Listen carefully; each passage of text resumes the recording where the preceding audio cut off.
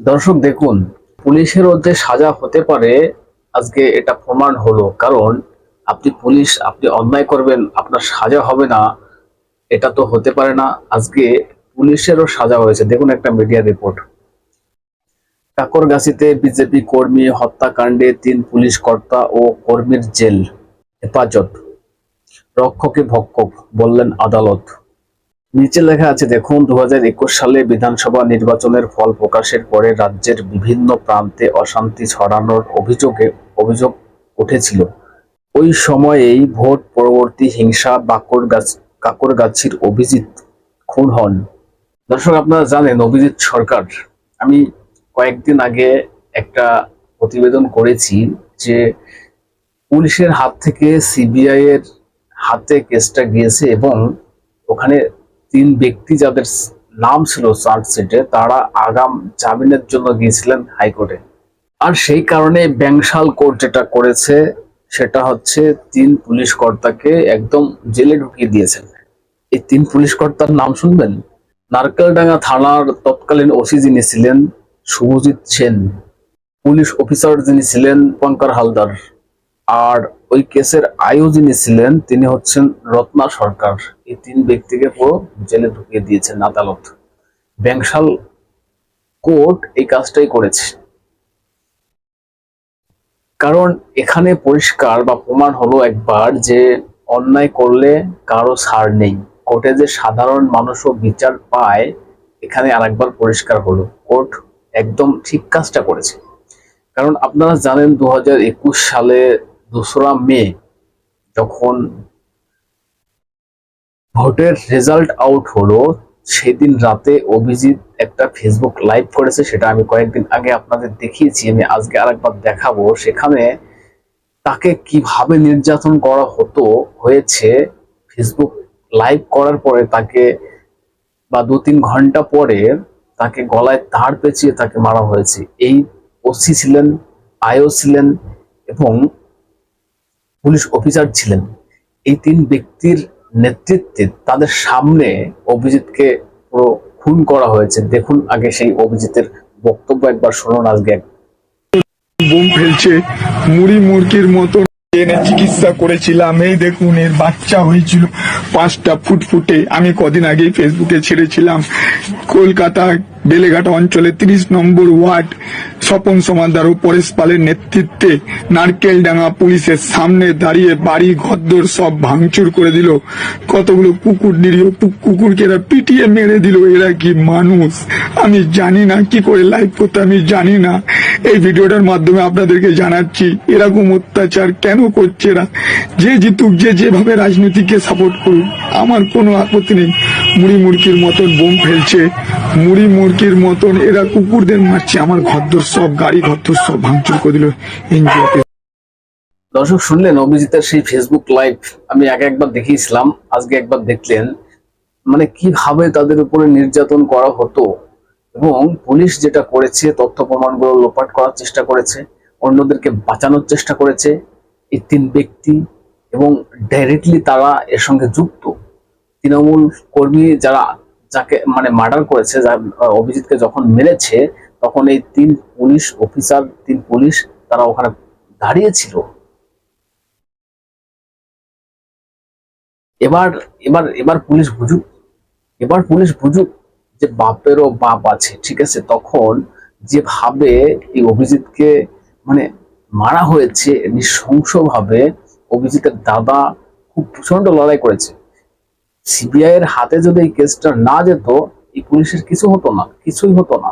পুলিশের হাতে থাকলে পুলিশ কিছুই করতো না। পুলিশই মানে কোর্ট তো বলেছে যে রক্ষকই ভক্ষক, ঠিক আছে। ব্যাংশাল কোর্ট যে কাজটা করেছে একদম জবাবটা ঠিক মতন জায়গা মতন দিয়েছে। কারণ পুলিশ শিক্ষা দিক এখান থেকে। ভোট আবার সামনে আসতে চলেছে, সেখানে যদি আবার এরকম ঘটনা, কোন রকম ঘটনা ঘটানোর চেষ্টা করেন, তাহলে এই যে যে ৩ পুলিশকে দেখতে পাচ্ছেন না, এরকমই পরিস্থিতি হবে আপনাদের। পুলিশ দাঁড়িয়ে থেকে আমার ভাইকে খুন করেছে। খুন করার পর আমাকে এই থানার ওসি দাঁড়িয়ে থেকে রত্না মানে দীপঙ্কর দেবনাথ এবং ওসি সেই রক্ত ধুয়ে দিয়েছে, রক্ত মাখা ইট, এবং আমাকে সঙ্গে করে আমাকে ধরে নিয়ে চলে গেছে। আমার ফোন সমেত নারকেলডাঙ্গা থানায় ধরে নিয়ে চলে গেছে, আমার ভাইয়ের রক্ত মাখা ইটটাও নিয়ে চলে গেল, রক্ত সব ধুয়ে দিল এই ওসি আর এই দীপঙ্কর।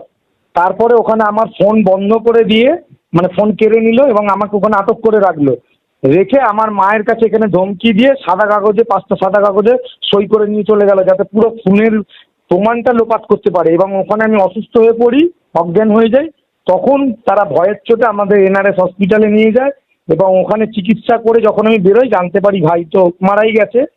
ভাই মর্গের মানে এনআরএস হসপিটালে তার বডি রয়েছে। এখন কান্নাকাটি করি এবং সঙ্গে সঙ্গে মিডিয়ার লোকরা আসতে পুলিশ তারা ভয় পেয়ে যায় এবং আমি ওখান থেকে হাত ছেড়ে নিজে নিজে বাড়িতে ফিরে আসি। এসে তখন মাকে সমস্ত ঘটনাই তাই বলি যে পুলিশ যা যা অত্যাচার করেছিল। তারপরে দিনের পর দিন রাত্রির 2টো 3টে এরা এসে দিচ্ছে, এই ভাইয়ের এই মোবাইল ফোনটা আমাদের থেকে কেড়ে নেওয়ার চেষ্টা করেছে। বহুবার কাগজ নিয়ে এসছে, সরকারি কাগজ, যে ফোন জমা দিতে হবে এবং কাগজ ছাড়া বহুবার আমাদের ধমকেছে এই ফোনটা দেওয়ার জন্য।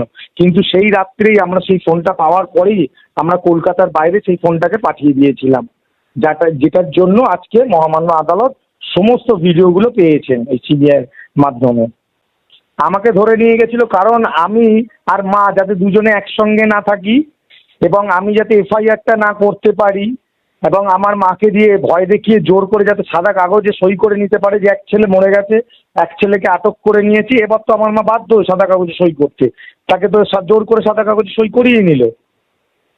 এই চক্রান্তটা করার জন্যই এইগুলো করা, আমাকে অ্যারেস্ট করে রাখা, আমার ফোন কেড়ে নেওয়া এবং আমার মাকে দিয়ে সাদা কাগজে নিজের ইচ্ছা মতো সই করে নিয়ে একটা ফলস এফআইআর বানানো। যে ইটটা দিয়ে তারা খুন করেছিল সেই রক্তমাখা ইটটাও এই শুভজিৎ সেন নিয়ে চলে যাচ্ছিল। এই দীপঙ্কর একটা গাড়িতে, যে গাড়িটা চালাচ্ছিল সেই ড্রাইভার শুভজিৎ সেন, দীপঙ্কর এবং আমি বসেছিলাম। আমাদের নিয়ে গিয়ে ওখানে আটক করে রেখেছিল থানায়। আমি যে বলছি আমি এফআইআর করবো, আমার ভাই মরে গেছে, আমাকে কেন তুলে নিয়ে এলেন? কোনো কথা না, আমাকে ভয় দেখাচ্ছে, চুপ করে চল, নাহলে এখানেই তোকে পেটাবো। কি করবো? এত বড় অত্যাচার, তৃণমূলের এত গুন্ডা পাড়া ছেয়ে রয়েছে, পুলিশ যেখানে দাঁড়িয়ে খুন করছে, আর আমরা কি করতে পারি বলুন? আমার মা নিজে পুলিশ কমিশনারকে 2 তারিখের ঘটনা এবং সঙ্গে সঙ্গে সেই পরিস্থিতি থেকে কোনো রকমে উঠে আমার মা নিজে চিঠি লিখেছিল পুলিশ কমিশনারকে যে এই থানায় এইভাবে করেছে, আমার থেকে সাদা কাগজে সই নিয়ে গেছে। আমার এফআইআর আমি এফআইআরই করিনি, আমার ছেলেই এফআইআর করেছে। সেটাও 6 তারিখে আমার মা পুলিশ কমিশনারকে জানিয়েছে। তারপরেও দিনের পর দিন পুলিশ কমিশনার বা ডিসিএসডি এর কোনো প্রতিকার করেনি, তারা এই অত্যাচারটা চালিয়ে গেছিল। এই ওসি দিনের পর দিন, রাতের পর রাত আমার বাড়িতে এসে ধমকি দিয়ে গেছে, ফোন চেয়ে গেছে। আর সবচেয়ে বড় কথা, যে মৃত কুকুরগুলো, ভাঙা ক্যামেরাগুলো সব এই ওসি লোপাট করে দিয়ে গেছে। ভাঙা আমাদের টাটা এসি গাড়িটা, সেটাও এই পুলিশ নিয়ে গেছে, সেটাও আমার চিঠি রয়েছে পুলিশ কমিশনারকে দেওয়া। এবং কুকুরদের সেই মৃতদেহগুলো সঙ্গে সঙ্গে পুলিশ লোপাট করেছে। আমার ভাইয়ের রক্ত ধুয়েছে পুলিশ, কুকুরের বডি লোপাট করেছে এই ওসি, এই নারকেলডাঙ্গা থানার এই কীর্তি। পাশের বাড়ি একটু আগে যাদের বাড়ি রয়েছে তৃণমূল কর্মীদের, তারা সব ওখানে দাঁড়িয়ে, আমরা বলছি তো এরা মেরেছে, একটা ভিডিও রয়েছে যেটা মহামান্য আদালতে জমা দেওয়া রয়েছে, যে যখন বোম মারছে আমার ভাই, আমার মা এবং আমি বলছি এই যে এই যে এই যে এই যে এরা এরা এরা আইডেন্টিফাই করছি, এই দীপঙ্কর দেবনাথ তখন দাঁড়িয়ে, তার ভিডিও শুদ্ধ রয়েছে। আর শোনার পরে অঝরে কেঁদেছে এবং অনেকদিন পর মা একটুখানি নিজের মানে মানসিক দিক থেকে শান্তি পেয়েছে। সেদিনকে সেই অত্যাচারটা আমার মায়ের মনে পড়েছিল বলে কাঁদছিল, যে এই রত্না সরকার একজন মহিলা হয়ে, যার একটা সন্তান মরে গেল, তারপরে একজন মহিলা হয়ে কি করে তাকে ধমকি দিয়ে ভয় দেখিয়ে সাদা কাগজে সই করে নিয়ে তার খুনের প্রমাণ লোপাট করার চেষ্টা করেছিল, তার আর যদি শাস্তিটা হলো, তাতে আমার মা মানসিক দিক থেকে শান্তি পেয়েছে। দর্শক কি বলবেন? আপনাদের গুরুত্বপূর্ণ মতামত জানাবেন কমেন্টস করে এবং নজর রাখবেন হাব রেডিও চ্যানেলটা সাবস্ক্রাইব করে পাশে থাকবেন, সঙ্গে থাকবেন।